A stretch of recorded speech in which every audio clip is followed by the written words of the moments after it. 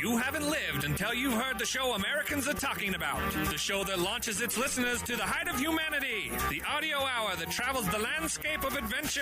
The sound that comforts more than the clip of your first bolt.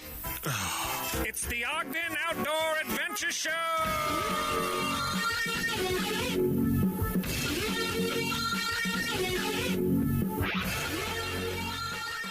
Our outdoor adventure summits the airwaves. This is the Ogden Outdoor Adventure Show. I am your host, R. Brandon Long.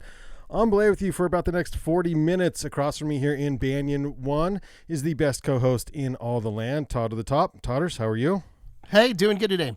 Good. Happy Thursday. You've got a partner right next to you, somebody, a little visitor. Matt from WURU. Is that how you say it? Yes, it is. Okay, Matt from WURU. So we'll talk to him in just a minute. A merino wool company, and we've been sharing wool before we started. Wool stories. Wool stories. So in this episode, we'll give you, of course, an interview with our guest, and then on the docket in the news, including a snow report, deepest resorts, Nordic Valley viability. Fewer people are going outside. There was a sudden death in the ski mogul competition arena, an athlete who died. North Korea's vision of a ski resort is melting. French coronavirus, Live Strong rebrand, and Boy Scout bankruptcy. We'll give you something worth watching and something worth reading from National Geographic. Slamming an Antarctic crossing. What is that all about? Something so hot in the Gear 30 segment. Actually, two things so hot in the Gear 30 segment. And bringing back my lands, I have two stories about our lands. Quote of the week, Outdoor Jukebox. All of this and more on Ogden Outdoor Adventure Show, episode 352, WURU. So let's charge.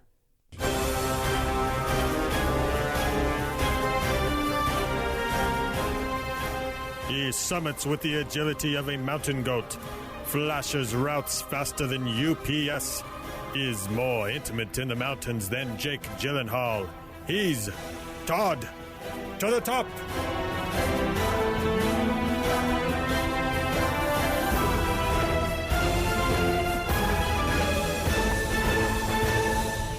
All right, Todd to the top. Are you a fan of moose? Yeah, I'm pro moose. Pro Mises. All right, so our weekly happy, and you're going to have to use your imagination on this because you really can't see the video, is a moose running through the ski line at this resort, I think in Europe. It's a female moose, and it is hauling ass. It was caught on Instagram, and running through a ski line here in missing people by inches. Very heavy, very big moose. Everyone's in their snowplow, and he's just like cutting through people. It looks like he steps on the back heels of the one guy, but everyone survives. The moose clears the joint. Everyone's happy. So that is our weekly happy. Oh, Mises. Moose stories that come out good. So we are joined today, Matt Disney, founder. That is. Of WURU, premium merino base layers, and more. So, Matt, welcome to the program. No, thanks for having me, guys. Thanks for coming up to Ogden. You're from Salt Lake? Yes. Yeah, we are. I live in Salt Lake. We are a Salt Lake-based company. Salt Lake-based company, yeah. Yeah, so just made the short drive up. So sweet. All right, so merino wool is not necessarily a new product in the outdoor industry. Were you inspired by other brands, or what got the start for WURU? So where WURU really kicked off, my wife and I decided to go to New Zealand on our honeymoon. I have been in the large brand representation or on brand with some larger sports companies for some time. In what involvement? Like management, marketing? Yeah. And so when I decided to move from Chicago from our Gatorade headquarters to take a representative role. That is not a small company. No, but a fun one. Yeah. Up and comer. I think they're going to do all right. Yeah. As Todd normally says. Absolutely. I think they're going to make it. And I knew that I needed to represent other companies. And so we were in New Zealand, and I was really grinding, trying to figure out, exactly where, because you have a lot of established companies that are all taken care of, and then you have some smaller ones that really just wanted our relationship. So Yeah. I've always been in the entrepreneurial spirit, so I knew that was something that I had an interest for. So we were in New Zealand on a 5-day guided hike, trek as they want to call it, and they kept talking about this blister prevention product, wool-based blister prevention. If we didn't hear about it 10 times during the rah-rah, let's get ready for tomorrow. So finally my wife's like, let's get some. And I was like, if you want to get it. And Good thing to cave that early on the honeymoon. absolutely. Yes, It was like, good choice. it was like 10 NZ. So I was like, I knew where to pick my battles.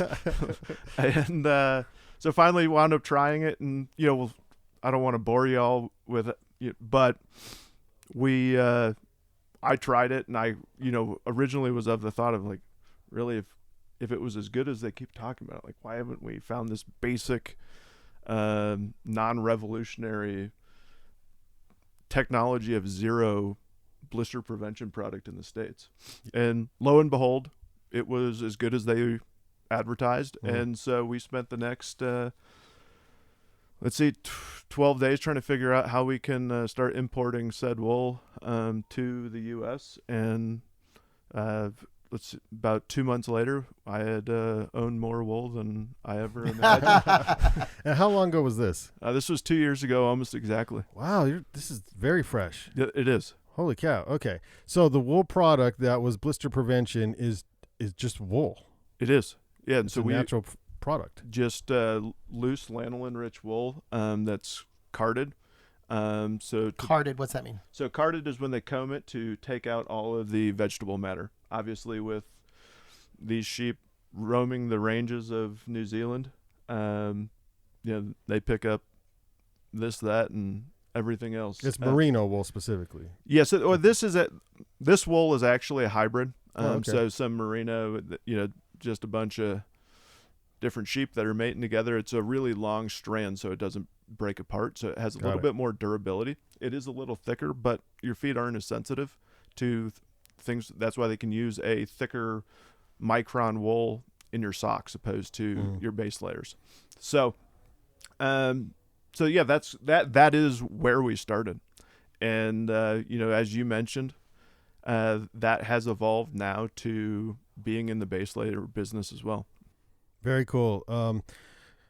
Todd and I are fans of merino wool. So breaking into the industry, there's some players. So, what sets WURU apart, and what's your strategy to, get a footprint in the outdoor industry? No, absolutely. And so really how we started, I've been very fortunate to have some great mentors along the way.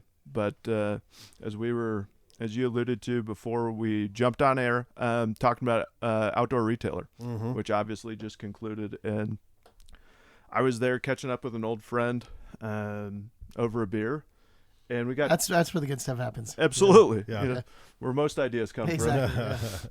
And we got talking about, what I was working on and some of the things he was working on. And he's like, I always thought base layers and apparel would be in our downrange, let's call it 36 months, 48 months, get our feet wet. And then all of a sudden he has twin boys, and he's like, you realize their mom, his ex-wife, who has a great relationship with, is like one of the top apparel designers in the world. And I was like, Wow. no, I was like, no Not clue. good to know. Yeah. And so he's like, the next day had us on a phone call, and lo and behold, here we are. Like, she's like, designs, tech packs, who we have to work with. Was that the first time? Are you familiar with tech packs before and how to do them, or was this the first time you were introduced to all of this? This was my first introduction. Yeah. So here I was, perusing OR for fabrics and looking at that, about as 10,000 foot level as you could get. Yeah. To all of a sudden, here we are a few months later with like wearable samples. And so things moved extremely quickly. Months is really fast. Yeah. It was all of a sudden it was eye-opening, to say the least, and, trying to scramble and, but I think that's kind of entrepreneurship in general. Like the second you feel that you have things a little bit figured out is when things change dramatically. Mm-hmm. And, you just kind of have to roll with the punches. So sourced in New Zealand? Correct. All of our wool currently comes from New Zealand. Okay. Based in Salt Lake. And then where's the garments being made? All of our garments are currently being made in Los Angeles. Wow. So, Stateside. yeah, so that is one of our pieces is, we are trying to bring the best of all, from design pattern making, all done in Boulder, through some very acclaimed people, to sourcing the wool from some of the best farms and fabric suppliers, to then bringing it back stateside to manufacture here, all made in the U.S. Currently, all of our apparel is direct to consumer, so we're the ability to bring a product to market at a very, very favorable price. But as I say, direct to consumer currently, it's just because we have such a small team. Yeah. And that, as, we are starting to get some retail outreach, and it's not something that we're opposed to by any stretch. Just being a very small brand. So you had to learn that as well then, direct to consumer. I'm assuming, I don't know how much background you had on like building the website and getting the sales going and the Google ads and the redirecting, all of that stuff in a short amount of time. No, absolutely. That was all stuff that we had to, learn and scale quickly. Mm-hmm. You've been busy, Matt. We have. Yeah. How big's your team? As full-time employees, we have a team of one. Team of what? You. You're talking to wow. You. Yeah. I didn't know if you had any other family involved with you. President, janitor. Nice. Yeah, that sounds about right. That sounds I love about it. right. Yeah. Small team, big vision. And so I count 6, 9, 10 products, including what may be the most important is just the trucker cap. Absolutely. So some garments, maybe 8 different garments, and then of course the blister wool. Is that right? Correct. Okay. And so, to your point in terms of our team, so one of the things that we always have wanted to do is align with the best. I would rather have a really lean team and be able to bring on consultants that are tried and true. Yeah. Because a few hours of their time is more beneficial than 40 hours of my time. Yeah. Because this is their sandbox. They've done it 100 times. I could spend all day trying to design a garment, or I could go find the right person to team with that's done this 100 times for the biggest brands, some of our brand aspirations, and do it the right way. So if we're going to do something, it's going to be done in the correct manner. It might not be the fastest, but we're going to make sure that it's done and, done with a purpose. I'd say it's coming together pretty fast too. At least it sounds like it. And the fact that having a team of one and sort of maintaining those standards, it's easier, right? It is. The fact that you are, construction here in the States, this could have gone so many different directions. The fact that you've been able to maintain that vision from the beginning, congratulations. No, I appreciate it. Do you ask yourself questions, then walk into the other room, which is the marketing department, and then walk back, answer your question, and walk into the other room, and like the finance department, and the living room, and then Oh, absolutely. Yeah.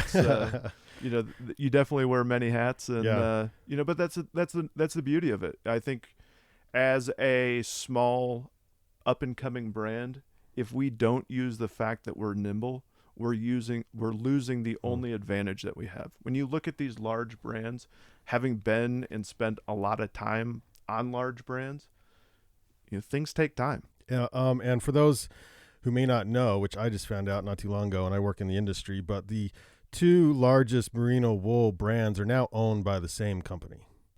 Very, very big company, by the way. So like you said, nimble, that would be the opposite of nimble, making choices and being able to, change things on the fly is a little tougher. Absolutely. And, to your point right there is we knew that with this market getting consolidated, that there were opportunities. Yeah. Self-funded? Self-funded. No Kickstarter? No Kickstarter as of yet.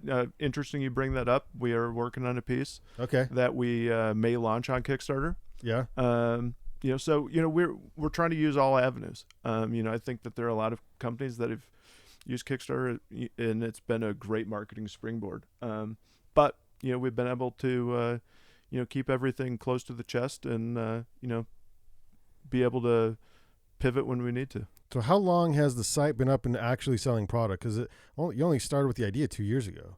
So we got up selling blister wool and that infamous trucker hat. That's your currency right there. Yeah. Oh, yeah. Trucker hats are gold. Man. A year and a half ago. You retire off the trucker hat. Oh, yeah. I think, So about 6 months in, you were already on. Yes. So, that's the beauty of, having something that, we wound up taking this from, creating packaging quickly. Yeah, logo. To being able to just take processed wool, put it into a package, and get it out on shelf. And then when looking at the apparel side, we launched, it was slower, and, there are a lot of setbacks. We thought we were going to be launched in July, really wound up coming into September, October, with some inventory trickling in towards the end of November. So, there definitely been bumps and bruises, but, there's been a lot of learning, and I think. We interviewed the founder of Kavu. Yeah, it's one of our most listened to podcasts. You can go back and listen to that if you're interested in how businesses start. And he grew up in the, I think it was salmon fishing industry in Alaska, fishing industry in Alaska. And through that, he realized that you have to have, multiple, you have to be nimble, like you said, and multiple options on the table, multiple sources, because things always go wrong. And so what have you learned that already? Are you already looking at multiple ways to produce the apparel and backup plans and things?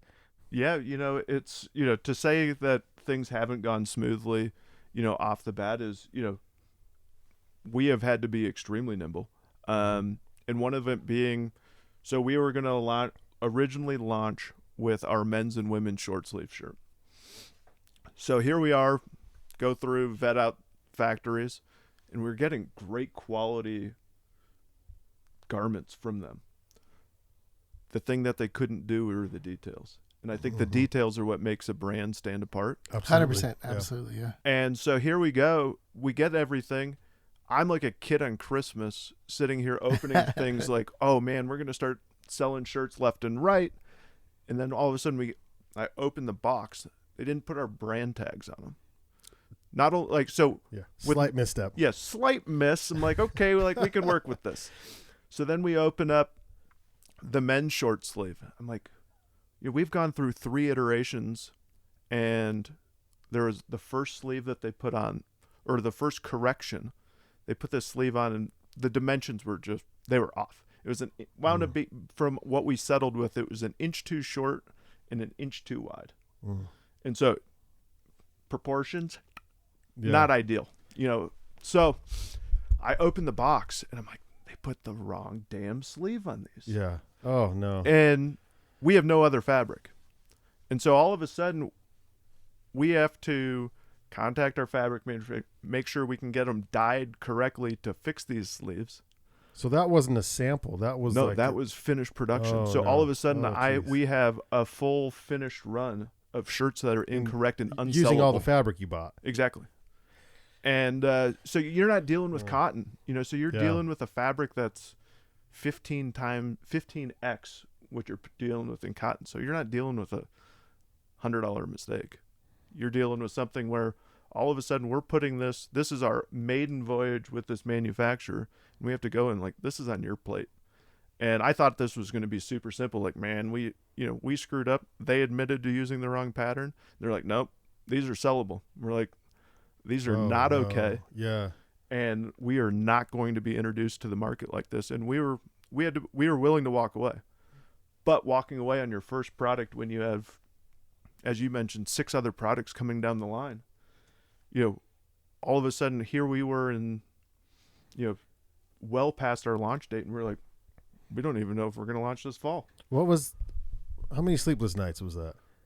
It was multiple. It was, but so then we were at square one trying to figure out where's this stuff going to be manufactured. Right.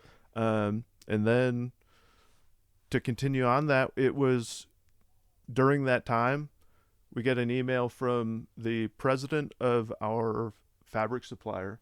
And they're like, just want to let you know, your rep is leaving the company. She was our only relationship there.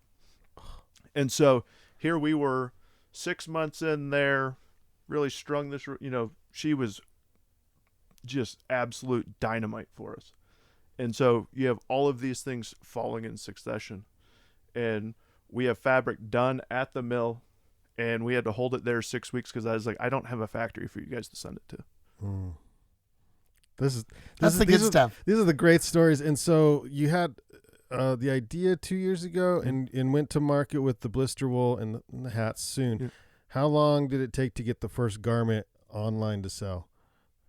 So after OR, so that was OR, that was a little over a year and a half ago. So we wound up spending all of last year testing. Mm-hmm. We were very fortunate through, to really get our products with some pretty big name athletes to let them, we kept hearing like, oh, we really like this. We really like this. And we're like, stop telling us what you like. What don't you? Yeah, no, exactly. Yeah. And like that, like, I'm glad you like it, but tell me that 5% that you hate. Yep.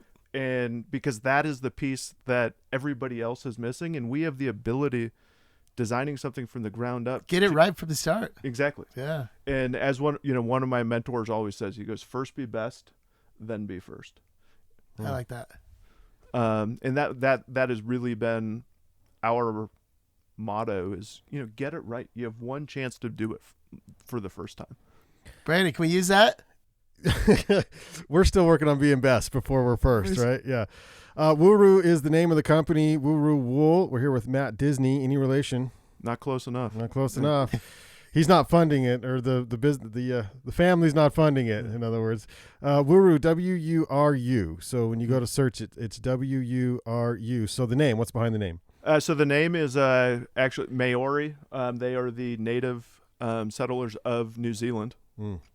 And WURU is what their name for wool. Cool. Perfect. Very cool. And then let's wrap on this. I know you're only a very short time into this new business. Here in about a month, the Weber State University entrepreneurship class hosts an event called Outdoor Weber.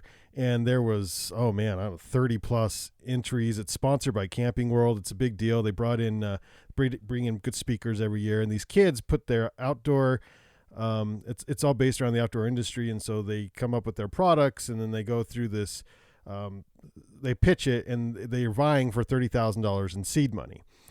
So should any of them hear this, what is some advice that you haven't already let out of the bag here that you could give these students on maybe coming up with their product and pitching it to win a potentially $30,000 seed money grant?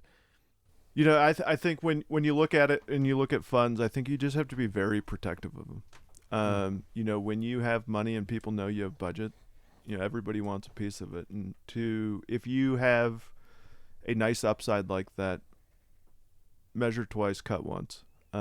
Because as a young company, and I think one of the biggest things that I've found from being on the large brand and being on as small of a brand that can get is the larger ones have the ability to make mistakes and come back from them. And when you have something small, you have to do it, and you have to do it right.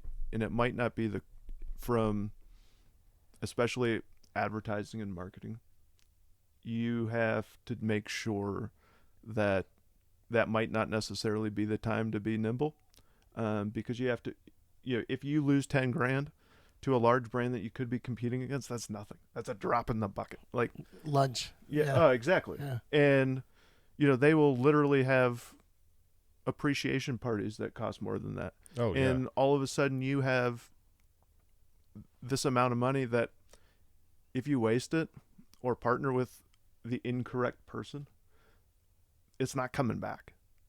So, you just really have to be selective, because everybody wants a piece of it, and keep it close to your chest, because I can tell you earning 10, 20, 30 grand when you are a brand is a lot more difficult. Yeah. Great advice. Thank you for that. Yeah. Again, go to WURU. Is it WURUwool.com? It is. Yeah, WURUwool. WURUwool.com. WURU, and then all the socials and everything, and this product is out there. Yeah. So thank you so much. You gave us some product today, so we'll be able to test it. And if you guys, any listeners, you can use the promo code INSTA I 2020 for 20% off. Oh, excellent. That's a big deal, because the pricing is, like you said, because it's direct to market. It's fantastic. Now, wool products are not cheap. Don't go look at prices and think, oh, well, I can get a thermal for cheap. No, it's wool. It's a big difference in pricing when you go from cotton to wool. So these last a lot longer. Yeah, it's the benefits. If you're not familiar with the benefits of wool, that's a whole nother show, because it's a Take our word for it. It's a wonder fabric. Yeah, it's good stuff. Sustainable and all this thing. Yeah, but you can wear it year round. I wear the short sleeves in the summer, and rather than a synthetic, and there's reasons for that. So Matt, I want to have you back. Yeah, would love to. Yeah, I really enjoy it, guys. Right on. So we'll jump into some on the docket coming up this weekend. Running Up for Air, or R.U.F.A, on the 21st and 22nd up Malans Peak. That's the top of 29th Street. Lapping Malans, not an easy trek. But for some, it's not for easy. For some, yeah. Let's no be problem. honest, Brandon. We did it twice this morning. Easy. Yeah, in my dreams. And then as well as Climbing Up for Air on the 22nd. So, or maybe that's on Sunday. I can't remember now. But the whole shindig goes down this weekend. You can still be involved in that if you want to put money towards a good cause and get some good exercise. Real Rock at Gear 30 is sold out. That is next Friday, the 28th. If you didn't get they were free tickets, but if you didn't reserve your tickets, don't show up, because we're not going to let you in. Congrats on that, Brandon. Thanks. Nicely done. Thanks to our marketing team, Sarah and company at Gear 30, for getting that sold out. That's a fantastic deal. Partnering with Ogden's own UTOG Brewery on that, and then Taboo Pizza. So those are our treats that night. The 10K is on the 29th at the Ice Sheet, along with the Viking Cup Rail Jam number 2 at Nordic Valley, and the 4th annual Turn and Burn Banked Slalom up at Powder Mountain. Yes, the 29th will be a busy weekend locally here for all the outdoor adventure sports. On March 4th, the Ogden Bicycle Collective they're returning their women's nights. And so if you are a gal and want to get into learning how to bike maintenance and how to fix your own bikes, Ogden Bicycle Collective on March 4th is for you, 5 p.m. The demo day, this is open to the public. There was a demo day for the industry up at Snowbasin last week on Monday and Tuesday, and everyone wanted in, but it was industry specific. This one is open to the public. It is on the 7th of March, and it benefits the Ogden Valley Adaptive Sports up at Snowbasin from 9 a.m. to 3 p.m. So if you want to demo some skis, snowboards, sometimes helmets and goggles, bindings, boots, the demo day is on the 7th of March. There's a women's camp also at Snowbasin the following weekend, March 12th through 4th. March, can you believe that? Yep. Already. It's coming around. It's already. insane. And then new on the docket, March 21st, the Ogden Urban Adventure Race. What's this all about? Okay, so this is presented by the Weber State University Outdoor Program. Daniel Turner with the Outdoor Program has had this dream for years, and it's tied into, I thought it was originally tied into, and maybe it is. Yeah, the Strider's Winter Race Circuit 10-miler. So I think the start is with the Strider's Winter Race Circuit 10-miler, which is a 10-miler on the bench above your house, Todd. So it's hilly and not easy and typically cold, even in late March. It's still a little chilly. And then you jump on the shoreline for a mountain bike leg, and then you jump on the Ogden River for a kayak leg, and you exit. So I think you entered by Rainbow Gardens and then get out by the Wave there by Walmart, and the Crystal Wave by Walmart. And I don't think you have to have a whitewater kayak per se. You just need a kayak of some kind, to get down the river, because we shouldn't see much runoff before then, so it should be pretty pretty no, easy. like tubes, not like a tube. Or I mean, I don't think. Yeah, you got to sign a special paper if you're going to use a tube. I don't know. Yeah. So that's the Ogden Urban Adventure Race. If you want in on that, the registration is open. It's from 8 to noon. I'll be at the finish line with the Gear 30 booth playing music and congratulating the finishers on that. So that should be. But you want a piece of that? That's the first one. I know it's the first one. You got to I'm get the bragging stoked rights on of winning that one. In the news, first up is the snow report. Not much going on out there. Zeros all around as far as recent inches, but Nordic Valley is hanging on to a 27-inch base, Powder Mountain at 62, and Snowbasin 89. Now, what are the deepest snowpacks in the United States right now? Any guesses? How many in Utah? How many resorts in Utah are in the top 10? There's probably at least 2. Yes, 2. Okay, so number 10, Jackson Hole, 118. 9, Stevens Pass, Washington, 121. Crystal Mountain, Washington, 123. Timberline, Oregon, 124. Whitefish, Montana, 127. White Pass, Washington, 128. And Snowbird, Utah, 132, and followed by, then right in front of Snowbird, Alta, 134. Mount Hood, 168. And Mount Baker, Washington, 181. Lots of snow in the Pacific Northwest this year.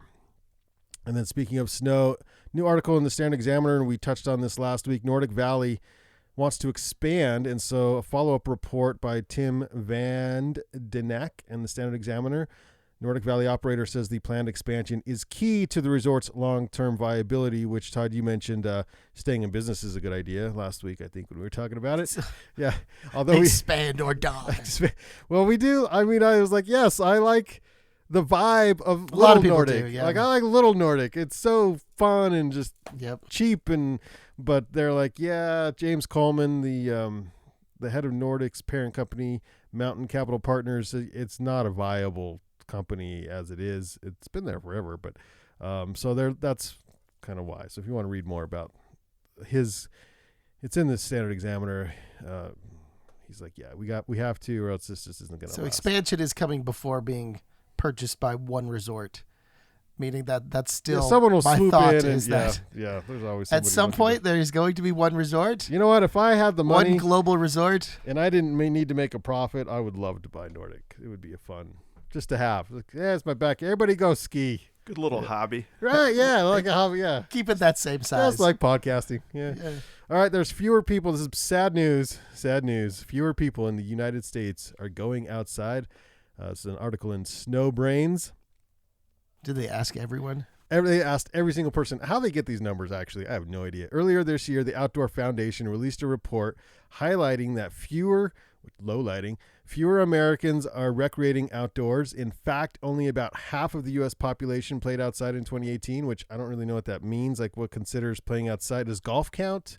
How does this work, right? Study shows that there are 1 billion fewer outings in 2018 than in 2008. Less than 20% of people in the country get outside more than once a week. 63% of the people access the outdoors within 10 miles of their home.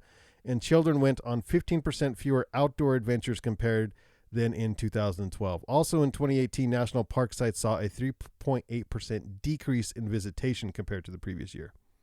Kind of makes you wonder coast to coast, like where those pockets are, because I have a feeling that certain areas of the country, like Utah, for instance, like I'll bet our percentage is pretty high. Going up. Yeah. Or at least maintaining. But Yellowstone dropped off last year for, I don't know why. Well, you see this video from Vail. It doesn't look they're like going to Vail, apparently. They're not lacking visitors.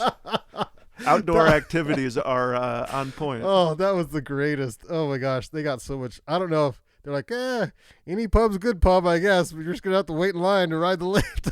Was this like long lines or something? I didn't see we this. posted it to the Ogden Outdoor Adventure Facebook page. Oh, my gosh.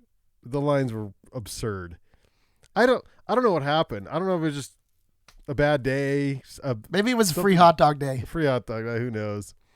It's sad news and very kind of odd news. And we're not really sure what happened because it doesn't say how he died.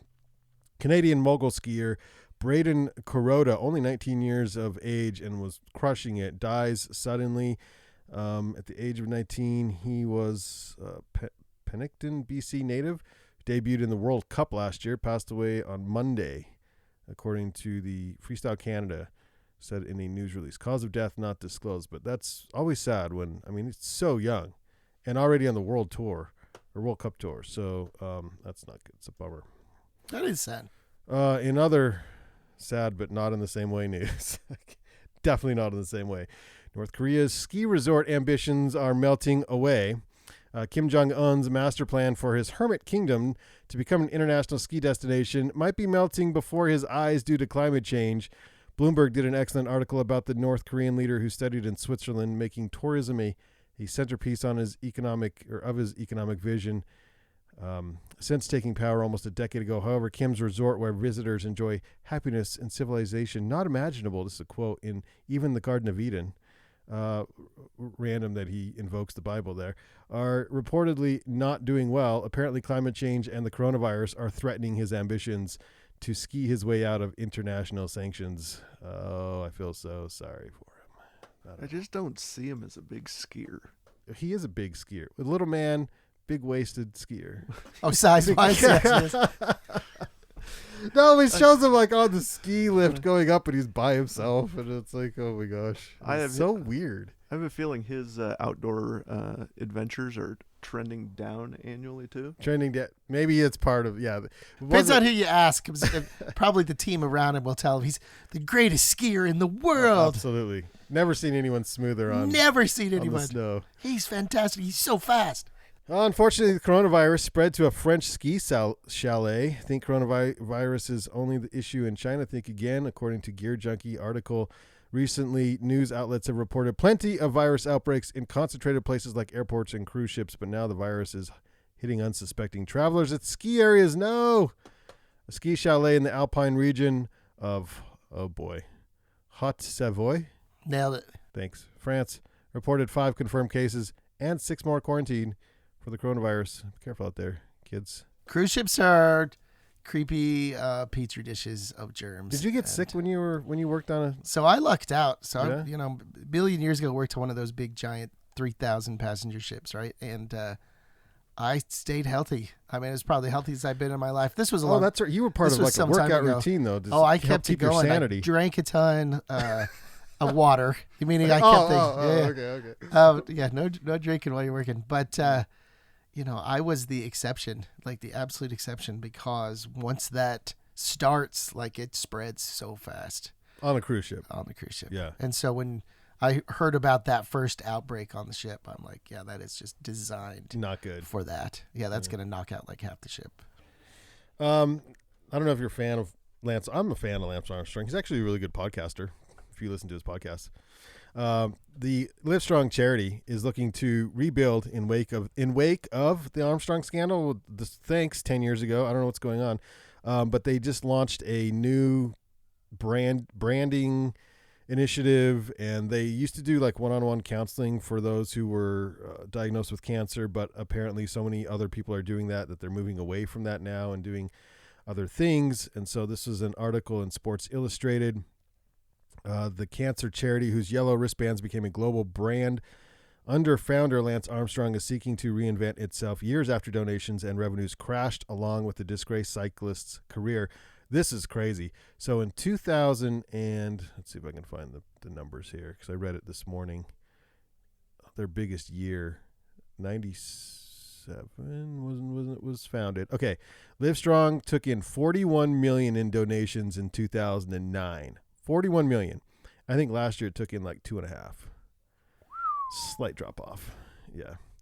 So 2.5 in 2018. Not sure what 19 did. Assets listed at 100 million a decade ago have been whittled down to 46 million.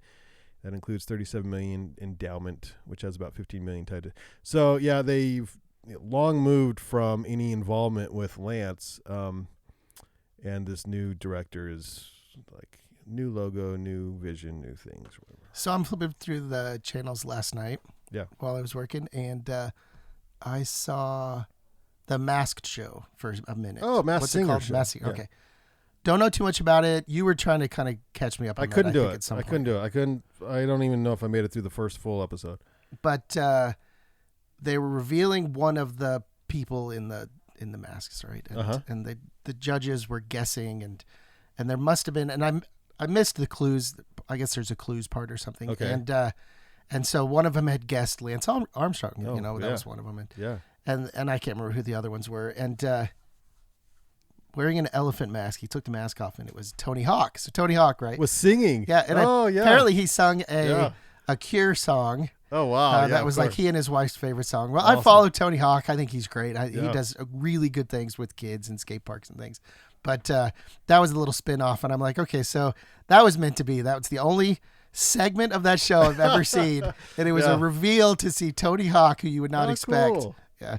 And then I noticed on his Instagram feed that he just had a ball. Like he had. You know what? That's worth going. I'm going to find the YouTube with just that. He had a really good time. Yeah. And the fact that he got the Cure on like an evening, show, he felt really good about that. So Audience Channel, one of my favorite channels, because Dan Patrick in the morning, and then all kinds of music and stuff in the afternoons and evenings. The Cure, they've videoed, so they're going to release a new. It's like how you do 2 hours of filming of a live concert or whatever. So The Cure is coming up soon. Oh, nice. Channel, so if you're fans, Boy Scouts of America claims bankruptcy. Bad news. Yeah, that's.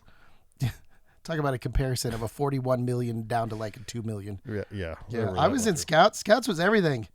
I have so many amazing memories. My dad still, he has even fonder memories than I have. Yeah. Right back when he was a kid, and I moved around so much growing up, and that was the one thing that I had. Each place I moved was a scout troop, and then it just cracked open, and let's see how it all kind of shakes out. I still have really good memories of scouting, so I don't know if this is going to bounce back. I don't know. Matt, you in Scouts? I was just for a brief time, but I think to that, and looking at what you were discussing earlier about outdoor activities dropping. Mm-hmm. You look at both from in so many formative years. From Scouts, giving that introduction to the outdoors. Yeah. If that's not there during those formative years, starts in youth for sure. Absolutely, and now we're seeing the same thing from. With gym classes and things like that, or like if people are not introduced to this stuff during those years, we are missing such a large opportunity. And with more of these types of nonprofit organizations going out of business, if it's not in the schools, it's going to be up to us as parents to get the kids thrilled on the outdoors and working out and being healthy. Absolutely. So, something worth watching, and this is, again, you got to use your imagination for. My mouse just lost connection for a second. Flying through a pinhole as a base jumper, the wingsuit flyer, base jumper. Going off, dude. Yeah, these guys are nuts. Now he's going nuts. Wingsuiter threads a needle over 400 feet in a canyon, and they. That's the line. Yeah, Dicko! Here he comes. Dudes are nuts. How big's this opening? God. Not big. Oh It's like it's a net in a canyon, and he literally threads the needle. So they have this giant net going across this massive canyon, and in the net is a hole, and it's a decent sized hole, but he is flying wingsuit.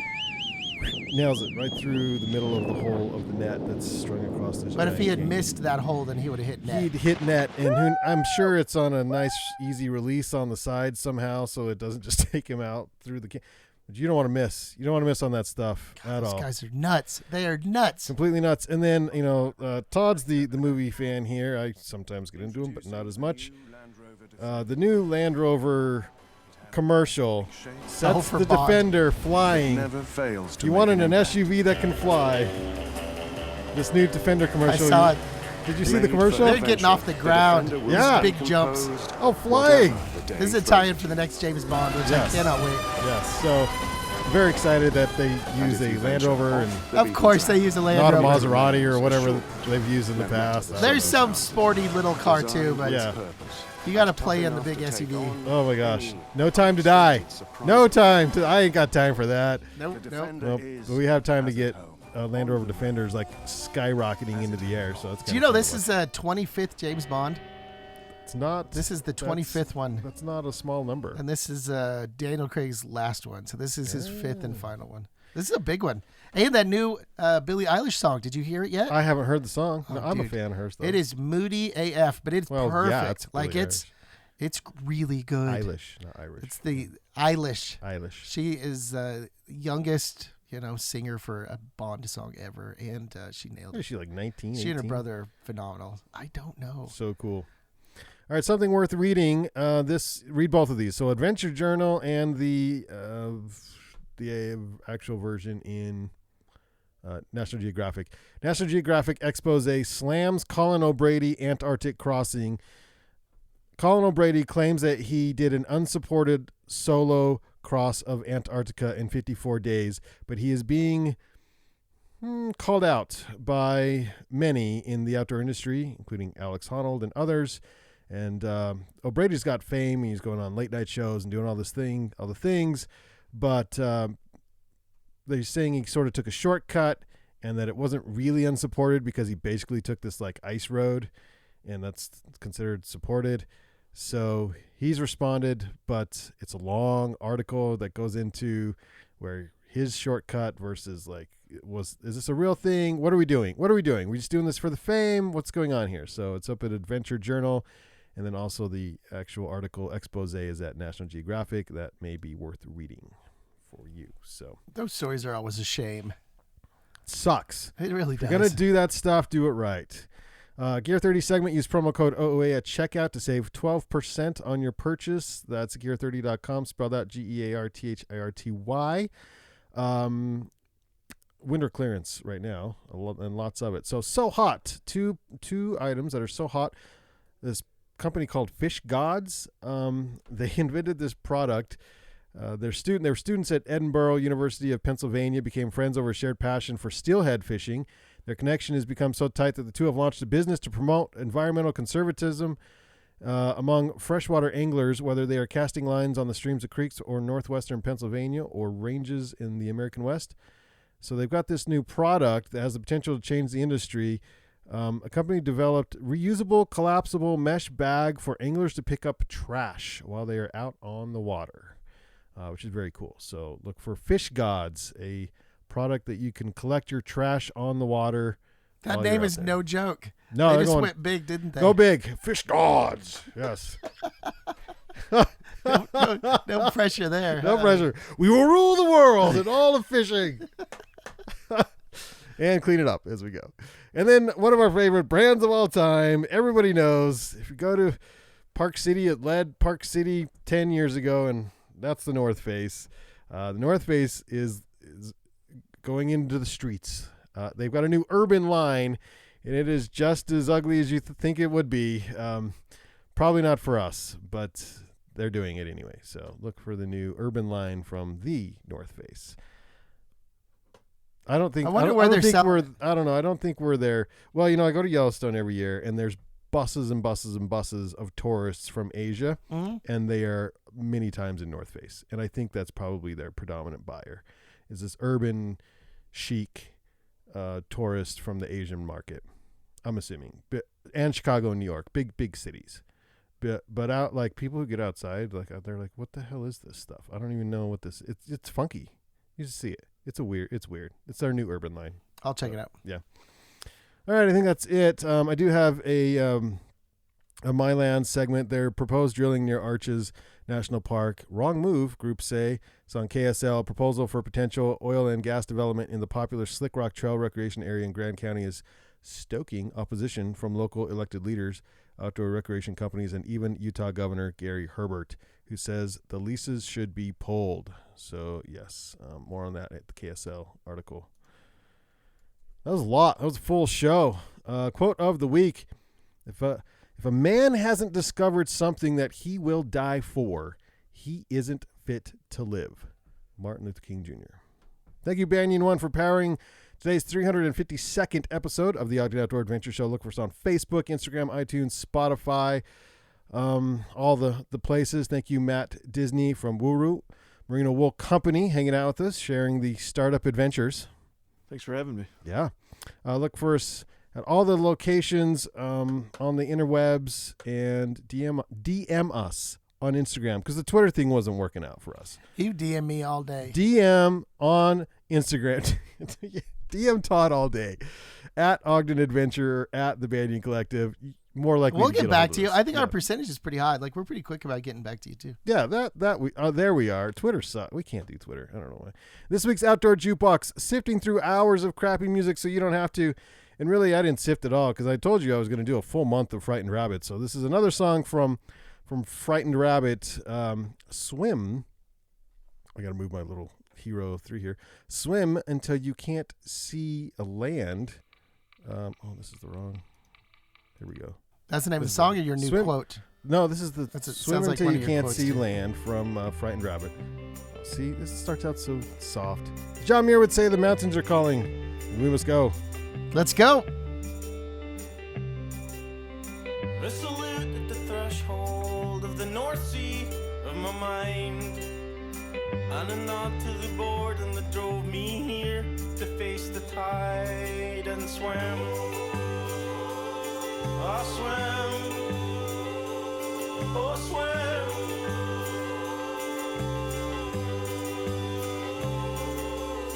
Dip a toe in the ocean, oh how it hardens and it numbs.